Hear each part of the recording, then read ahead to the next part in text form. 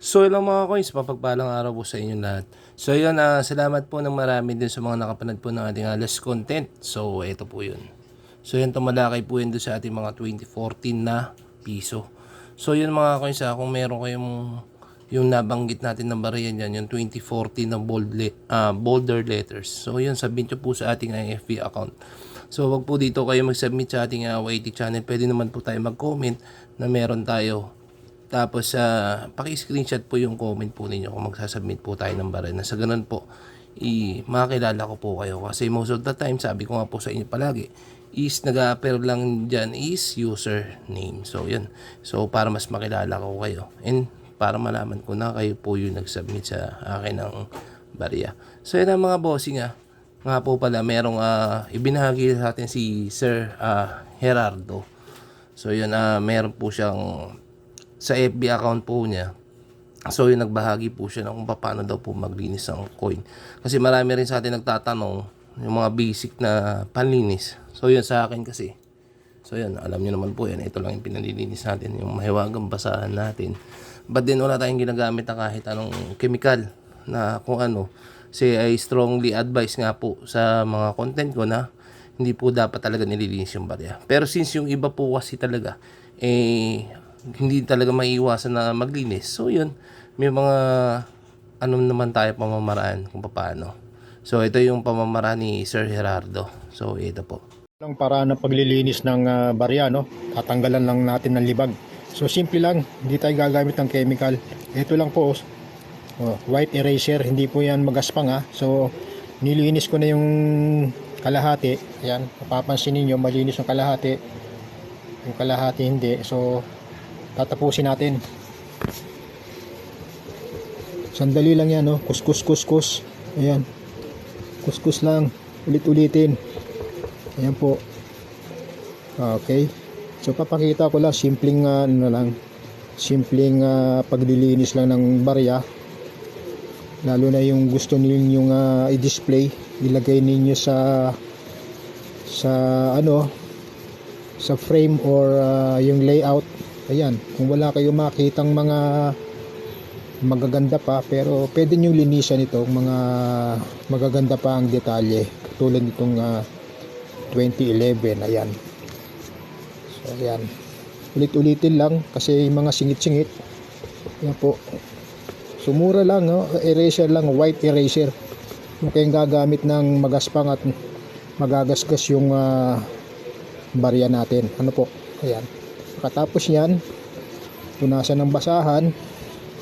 Itong likod, medyo inano ko na po yan. Nilinis ko na yung kanina. So parang ganito yan, ito yung mga sample ko rito. Ayan.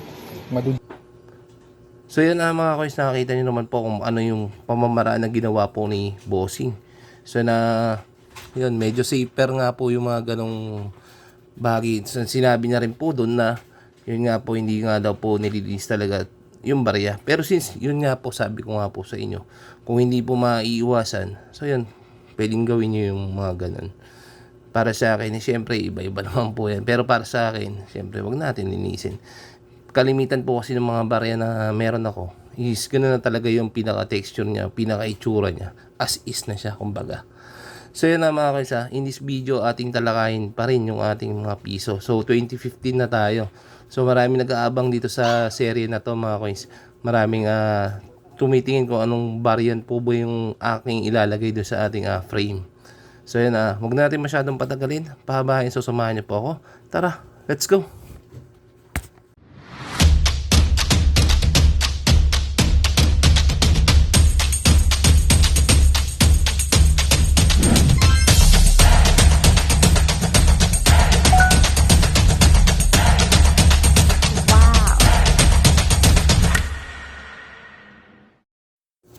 So ilang mga coins, mapagpalang araw po sa inyong lahat.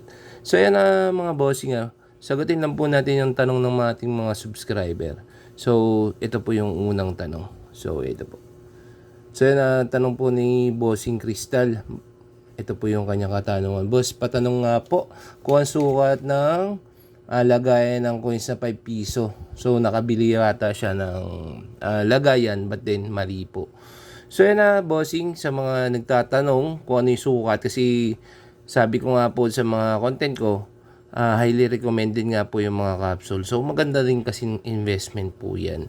Kasi mape-preserve niya po yung itsura o yung ganda ng barya. So kaysa bumili tayo ng album, so yun, masisira kasi talaga yung marami nagrereklamo dyan. Kahit yung ibang kacoins natin na nag-purchase ng album, siguro mga ilang buwan, ilang taon, matik mawawala po yung pinaka-kinang po niyan, barya na yan. So yun, yung pinaka-size po niya is 27mm po. So may nabibili po niya sa Shopee. So ito po. So yan po. So nasa 187 po, 100 pieces na po siya. Kaya nga lang po wala po siyang lalagyanan, yung pinaka parang hard case niya. So yung hard case, so ito po yung may ganun. So ito po. So nasa 263. So yan, may kasama siyang case holder kung tawagin. So yun, mas maganda kung may ganun. Katulad po nitong natin. Ito nabili natin. So ito po yun. Ito po mismo yun, yung may case holder. Kung mapapansin po ninyo, so ito po meron po tayong 10 peso. So yan po. Yan, sabi ko nga po sa inyo, mas okay, mas maganda, mas solid kung nakaganito yung mga baryahan nyo. So yan po. Diba? So yan. Saka pag medyo malaki po kasi katulad nito, ito 30mm to mga boss eh. Saan ba yan? Saan pa natin ang 30? Ito 30mm. Ang tendency po kasi niyan, hindi po yan susukat dito. So masikip po siya. Pag yan, hindi maisasara. So ito 27mm to mga coins. May kasama na siyang lagayan. So nasa 263 lang po. So medyo mura, hindi siya masyadong pricey. So mas okay, much better yung mag-invest kaysa lang ganyan. Kasi yung bibili niya ng yung album, nasa 100 plus din yan eh. So konting-konti lang yung idadagdag nyo, makakabili na kayong ganito. Mas maganda pa, mas matibay, mas okay. So yan ang mga boss sana nakatulong yung konting na yan, konting tip. So next po natin, so ito po. So basahin po natin yung dalawang tanong.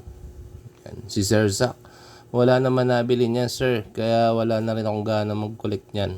So yun yung unang niya, expression niya dun sa So ito po yung po ni Bossing din. So ang tanong po, nabili po ba kayo talaga niyan? So kahit hindi naman daw masyadong mataas yung presyo, basta yan, binibili po. So yan mga kaysa, tip lang din po. Alamin po natin mabuti yung variant ng barya. Kasi yun nga po, gaya po ng palagi ko na-encounter. Madalas po kasi nagpapasa sila ng coin sa akin is tinitignan nila yung pinaka-year lang ng barya. So may mga different variant yan or may mga iba't ibang itsura yan. So ang 2014, marami pong itsura yan. So marami kasi sa atin nagsasubmit 2014 lang, basta 2014 lang. So wag pong doon lang tayo sa 2014. So may variant po yan. So yun nga po, gaya nga po ng palagi kong binabanggit sa content, na alamin po natin. So panoorin po natin mabuti yung content para nasa ganun po malaman po natin kung anong variant po yung hinahanap ng kolektor. Kasi lagi lang tayo mag-i-end up sa mapapanood po ninyo, tapos ang siste sasabihin nyo po yung content creator na hindi po totoo yung sinasabi na bumibili sila. So yun, maganda alamin po natin mabuti yung variant na sinasabi. So katulad nitong 2015 natin is may variant po ito. So yung variant po kasi mga guys, minsan na tinitignan po yan doon sa pinaka-pagkaka-extract niya, pagkakagawa sa kanya. And yung pinaka-texture niya, yung pinaka-itsura niya. So may mga frost na tinatawag, may mga mint luster na tinatawag. So lahat po yan, mapag-aaralan naman po natin. Huwag lang natin masyadong madaliin. So tignan lang po natin mabuti, panoorin lang po natin mabuti yung content para malaman po natin kung anong variant po yung sinasabi nila. So yan at sana medyo hindi na tayo makumpis sa part na yan. So ito mga coins, sa unang part, so ito po yung isa sa mga ilalagay pa natin dun sa ating personal frame. So marami nag-aabang nito. So ito po. So ito yung tinatawag nila na 2015 yan. So syempre sa unang parte, makikita po natin pinaka-year ng barya. So pangalawa, So, katulad po ng 2014, wala po tayong ano nito, mga coins. Wala po tayong die 1 na sinasabi. So, ito po ay die 2. So, ang die, mga coins, pag sinabing die, yung barya, so, titingin lang po tayo sa pinaka-reverse, sa pinaka-likod ng coin. Yan. So, ito po yung obverse. So, yung harap. So, ito po yung reverse po niya. So, ito yung cogwheel. Ito yung gear. So, yung pinakapalatandaan natin dito sa ating die, die 2 is yung pinaka-inner rim niya. Makikita nyo kagad, manipis tin. Yan yung mga script niya. Ito yung mga sulat-sulat na yan. Script po ang tawag dyan. So, ito po yung tinatawag nila na die 2. So, kung may added value po ito, wala po. So, yan na. Ito po yung die 2. Para sa kaalaman po ng mga nagsisimula o sa mga bago pa lang dito sa ating mga piso o sa mga variant. Yan. So, ito po yung die 2. So, yung mga kaysa, kung medyo nako-confuse kayo, nalilito kayo, so, balikan nyo lang po yung mga videos natin. Marami po yan.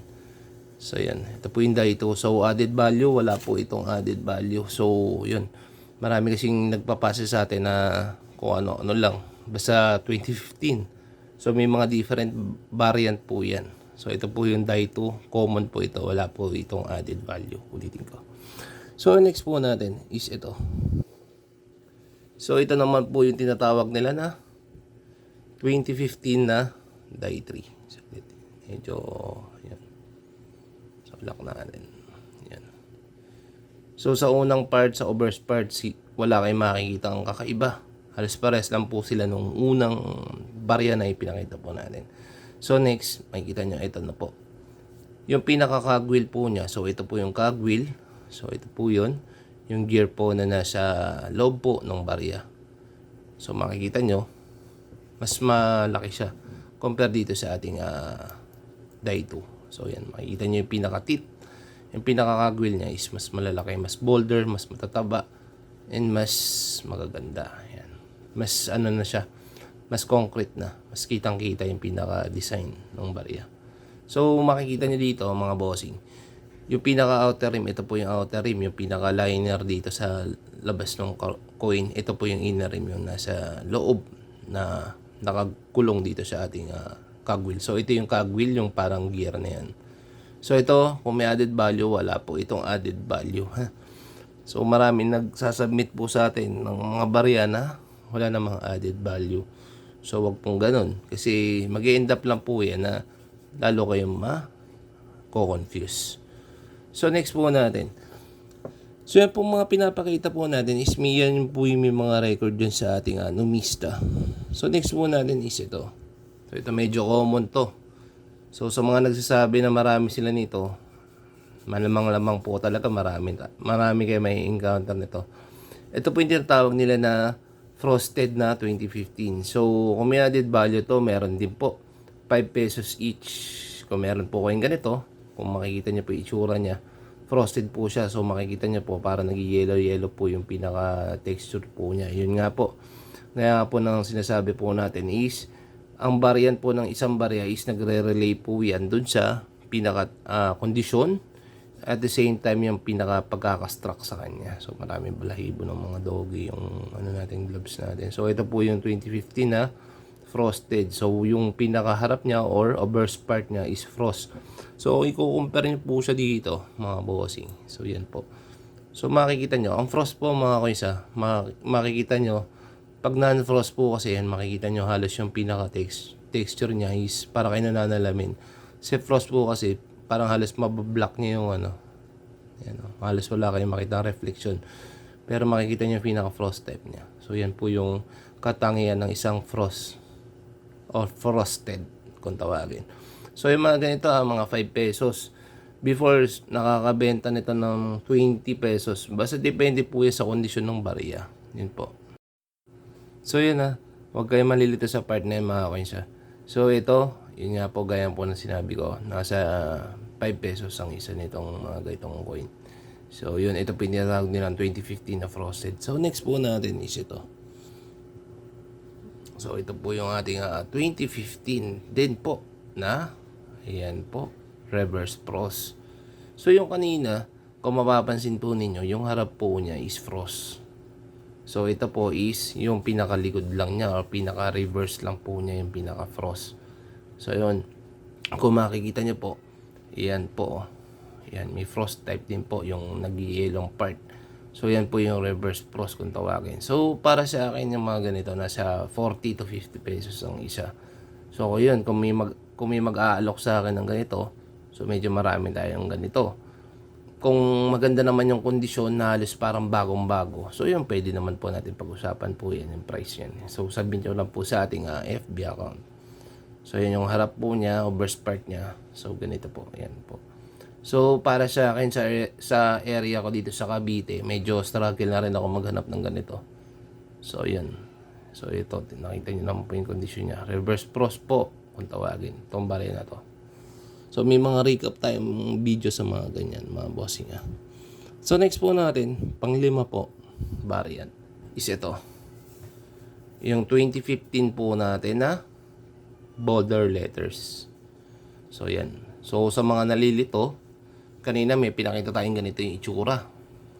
So yung kanina mga bossing, yun po ay die 3. So ito po ay bolder letters po. So nagluloko po yung cam natin. Yan. So unang katangian mga bossing ng bolder letters is tignan nyo yung unang-una, yung pinaka outer rim niya. So yung pinaka outer rim kasi ng barya. So makikita nyo dyan. Ito yung pinaka ano niya dito. Pinaka labas, ito yung outer rim. So manipis po yan. Tin kung tawagin. Tin rim kung tawagin. So ito yung die-try natin. I-compare natin. So yan po. Yan. So makikita nyo kaagad. Magkaiba po siya. So ito yung common, which is naka-emboss po yung pinaka ano niya. Liwanagan natin. Medyo lumalabo. Yan. So which is naka-emboss po yung pinaka outer rim niya. So yan o. Kita niya. Emboss tapos ito tin. So yan. So i-zoom natin para mas klaro. Yan. Kita niyo naman po agad. So makikita niyo mas bolder po talaga siya. So kahit dito sa sa pinaka 1993 niya, mas matataba po yung bolder letters talaga. And mas thinner siya. So sa mga nagtatanong po ulit sa if ever daw po ba na mawala ng frost yung barya is magiging bolder po ba? Hindi po. So yan makikita nyo kagad mga bossing. Ito po yung reverse frost natin. And ito po yung bolder letters. So makikita nyo kagad yung tin po. Yan, tin. Pinaka niya po is tin po. Mas manipis po talaga yung ating bolder letters. So price yan. So yan, marami nagtatanong sa atin about price. So yan mapapansin nyo, kita nyo naman po agad yung itsura o difference po niya. So yan, may mga inad tayong variant dito sa ating mga 2015. So 5 na po yung naibigay natin. So next po natin ito. Ito po yung mga isa sa mga ilalagay po natin. Ito po isang brilliant condition ng 2015. Yan. So, tingnan natin. So, yan kita nyo agad diba? Since tayo po kasi, pag gumagawa tayo ng mga variant ng barya, so nagre-relate po tayo sa condition, sa itsura. So, ito po isang die 2. Die 2 na barya. But then, ayan kita nyo naman po. Ito po yung brilliant condition. So makikita nyo kagad mga bossing, yung pinaka buhok ni Rizal. So ito po yung ating die 2. Sabay natin die 2. Ito po. Ayan. So malayo po siya. Sa buhok no common na 2015. So nahulog pa nga. Ayan. So ito po yung common. Then ito po yung ayan. Nakikita nyo po kagad yung pinaka difference niya. So yan po. Sa akin pinaka-texture niya mga bossing, magkaiba, magkalayo talaga. So halos wala siyang scratches, wala talaga halos. Brilliant condition po yan. Galing po yan ng blister pack. Yan, isa sa mga ilalagay natin doon sa ating personal frame. Yan. So kung magkano yan, syempre hindi natin masabi kasi unang-una sa lahat, yan po ay galing blister. So bago ka magkaroon yan, is kailangan may blister ka. So next po natin is ito. 2015 na. Kita nyo naman po. Magkalayo siya. Para sa akin ito po yung tinatawag ko na obverse and reverse bold yan. So unang-una, makikita niyo po, ito po yung ating bolder letters. Yan, tignan niyo po. So, una natin makapapansin, mas thinner. Yan, ito po yung ating bold. Ito po, ayan. So, yan, baka confuse kayo eh. So, yung pinaka-overst part niya, laki na huhulog Madulis yung kamay natin, hindi na tayo sanay. Mga 1 week din tayo hindi nakapag-content. So, yan, makikita niyo po yung yung pinaka-outer rim ni Uber's is mas thinner to compare dito sa isa. Ayan. Diba? So, sa likod, ayan. Sa likod naman, mapapansin nyo, halos same lang. Pero, syempre, mas thinner pa rin talaga itong bold ng konti. Pero, halos almost the same. Ayan. So, may konting siya ng, kita nyo naman po. Napaka-solid ng condition niya. So, ito yung reverse and reverse ko na bold. So, next po natin, ito yung pinaka-malupit kong coin. Yung tinatawag ko na black tone. So, may content tayo nito. So, ito po. Ayan. So, ito po yung tinatawag kong black tone ko na 2015. Yan. So, napaka-solid nitong barya na to. So, masasabi ko parang gray siya sa personal. But then, makikita nyo naman po, para siyang abo. Kulay abo. Yan, kita nyo naman, napaka-solid nitong barya na to. Sa dami ng 2015 ko na nakita. So, ito yung masasabi kong pinaka-maganda. So, i-compare mo siya dito sa ating frosted. So, malayong-malayo po siya, mga bossing. Yan po. Malayong-malayo po siya. So, napaka-solid, napakaganda nito. At parang kulay gray. Yan po. So, tingnan niyo po yung compare po dito. Saka mas pulido po pagkakagawa dito. So, isa to sa mga masasabi ko na barya na-encounter ko na mahirap na makahanap ng ganito. So, napaka-solid ito. Napakaganda nitong coin na to. So, yun. Possible mga 8 variant po ang ilalagay po natin dun sa ating personal frame. So, yun mga bossing sa mga nakapanood po ng content natin, sa last content natin. So, yun. Possible yung ganito na yung huli natin pinakita. So, medyo mag-struggle kayo makahanap yan. So, sa mga gustong gumaya doon sa ating frame, balikan nyo lang po yung ating mga content. Sa mga may katanungan, so i-comment nyo lang po. So, ilang variant po ba ang natalakay po natin dito sa ating 2015? Siguro possible 8 variant po ang ilalagay po dito sa ating personal frame. So, next po natin ito is 2016 and 2017. And then the rest, kung may mga katanungan po kayo, tanong nyo lang po dun sa ating comment section. So, sasagutin po natin yan. Mamimili tayo ng mga katanungan na pwede natin sagutin ng solido. So, yan ang mga coins pasensya na po, ngayon lang po tayo nakagawa ulit ng content. Medyo na busy po tayo. Gawa po nito mga to. Yan. So, yan. Ito yung dahilan. Kaya lagi maingay yung background ko. Yan. Mga kulit na papi. Yan. Yan. Yan na po. Medyo malalaki na rin sila. Mga kulit yung mga yan. So, yan. Nakita niyo yung mga papi natin. So, nanganak po kasi yung aso natin. Yun. Kaya medyo na busy tayo ng konti. So, yun ang mga bossing panoorin nyo lang po yung mga ibang content natin na sa ganun po. Mas lumalim po yung kaalaman natin dito sa mga barya na tinatalakay po natin. So, ito po yung mga nag-comment po dito sa ating last content. So, ito po. So, yung mga boss, kung may mga katanungan po kayo, thank you sa mga nagko-comment and so walang sawang pagsuporta. Paki-like and share na lang po yung mga video natin. And then sa mga nanonood po ng mga content natin, kung medyo nalilito kayo, medyo balikan nyo lang po yung mga content natin para nasa ganun po is mas malinawan po tayo. So yan mga boss, ingat-ingat po. And yun, panoorin, balikan lang po yung mga content na tinatalakay po natin para hindi po tayo masyado makonfuse kung ano man po yung mga variant po na hinahanap ko po. So marami po yan. So yun, pa-screenshot po yung comment para makilala ko po kayo kung magsasubmit po tayo ng barya. So yun mga boss ingat po kayo and kita-kits tayo sa mga susunod na content 2016-2017. Yun po yung tatalakayan natin sa mga susunod na content po natin. So yun lang po mga bossing, ingat po and God bless us all. Bye bye.